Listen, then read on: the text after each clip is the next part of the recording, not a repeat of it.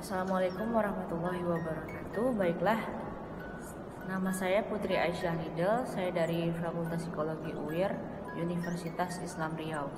Di sini saya akan menjelaskan tentang sistem komunikasi kelompok yang saya berkelompokkan dengan rekan saya Najla Salsabila dan Putri Rahmadeni. Baiklah, lanjut saja. Pengertian dari sistem komunikasi kelompok. Sistem komunikasi kelompok yaitu komunikasi kelompok dapat didefinisikan sebagai pertukaran informasi antara mereka yang memiliki kesamaan dalam hal budaya, linguistik, dan geografi. Hal ini ditegaskan oleh Rahmat 2001 yang menyatakan bahwa komunikasi kelompok digunakan saling bertukar informasi, menambah pengetahuan, memperteguh atau mengubah sikap dan perilaku, mengembangkan kesehatan jiwa, dan meningkatkan kesadaran. Kemudian klasifikasi kelompok. Yang pertama itu ada kelompok primer dan sekunder.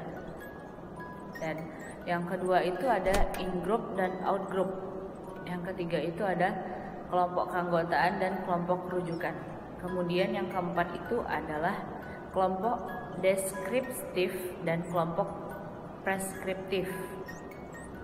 Kemudian ada pengaruh kelompok. Pengaruh kelompok itu ada konformitas, fasilitas sosial, dan polarisasi.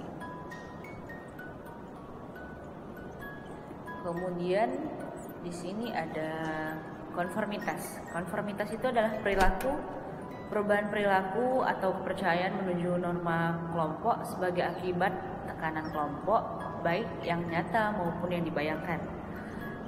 Menurut Kissler, konformitas dipengaruhi oleh faktor situasional dan faktor personal. Kemudian akan dijelaskan oleh rekan saya selanjutnya. Terima kasih. Baik, selanjutnya pengaruh kelompok. Pengaruh kelompok itu ada 3. Yang pertama konformitas, yang kedua fasilitas sosial, dan yang ketiga adalah polarisasi. Kita bahas satu-satu dulu ya. Yang pertama konformitas. Konformitas adalah perubahan perilaku atau kepercayaan menuju norma kelompok sebagai akibat tekanan kelompok baik yang nyata maupun yang dibayangkan. Konformitas dipengaruhi oleh faktor situasional dan faktor personal. Kita ambil contoh, misal ada orang yang pindah dari kota Padang ke kota Jogja. Nah, kita tahu bahwa di kota Padang biasanya orang-orang memakai bahasa Minang dalam kehidupan sehari-hari. Sedangkan di kota Jogja, orang-orang memakai bahasa Jawa dalam kehidupan sehari-hari. Nah, perubahan perilaku itulah yang disebut dengan konformitas. Karena kenapa itu termasuk konformitas? Karena jika komunikasinya tidak sampai, maka akan ada tekanan dari kelompok. Nah, di sini juga dijelaskan bahwa tekanan tersebut bisa bersifat nyata maupun yang dibayangkan. Jadi itu termasuk konformitas. Yang kedua, fasilitas sosial. Menurut Alport, yang dimaksud dengan fasilitas sosial adalah prestasi individu yang meningkat karena disaksikan kelompok. Nah, inti dari fasilitas sosial adalah kehadiran kelompok dalam mempermudah pekerjaan yang dilakukan. Namun, kehadiran kelompok juga dapat menjadi penghambat pekerjaan. Misalnya, dalam kelompok kelompok untuk mengerjakan tugas di sekolah atau kuliah. Nah,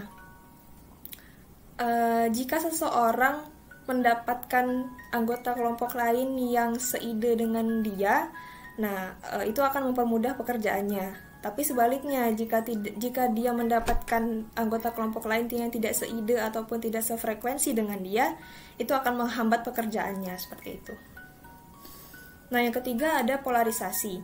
Polarisasi adalah kecenderungan sikap yang dimiliki sebelumnya oleh kelompok ke arah yang lebih ekstrim setelah diskusi dilakukan. Polarisasi mengandung beberapa implikasi yang negatif. Polarisasi ini contohnya seperti misalnya setelah diskusi dilakukan, muncul 2 kutub yang saling berlawanan. Kita ambil contoh, ada sekelompok orang yang pro terhadap sesuatu dan kontra terhadap sesuatu. Nah, kenapa polarisasi ini mengandung beberapa implikasi yang negatif? Karena yaitu tadi ada sifat yang berlawanan di situ, ada pemikiran yang berlawanan di situ. Selanjutnya yaitu ada bentuk komunikasi kelompok.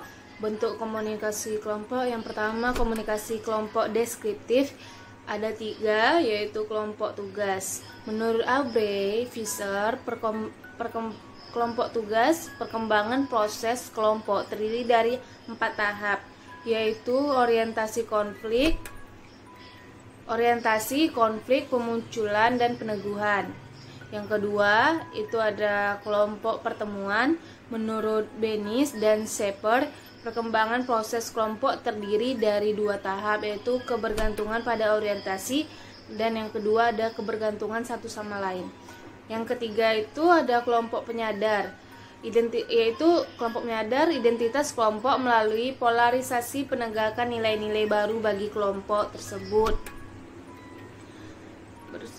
Selanjutnya komunikasi kelompok preskriptif. Yang pertama itu ada format diskusi. Format diskusi itu terdiri dari diskusi meja bundar, simposium, diskusi panel, prosedur parlementer. Yang kedua itu ada sistem agenda pemecahan masalah, yang terdiri dari urutan pemecahan masalah kreatif dan urutan berpikir reflektif. Selanjutnya manfaat mempelajari sistem komunikasi kelompok. Yang pertama, mengetahui dan memahami pengertian komunikasi kelompok. Yang kedua, mengetahui dan memahami berbagai macam klasifikasi kelompok. Yang ketiga, mengetahui dan memahami pengaruh kelompok pada perilaku komunikasi. Yang keempat, mengetahui dan memahami keefektifan kelompok. Yang kelima ada mengetahui dan memahami bentuk komunikasi kelompok. Baik, sekian dari presentasi dari kelompok kami. Bila ada kesalahan, kami mohon maaf. Maaf jika ada kekurangan. Assalamualaikum warahmatullahi wabarakatuh. Terima kasih.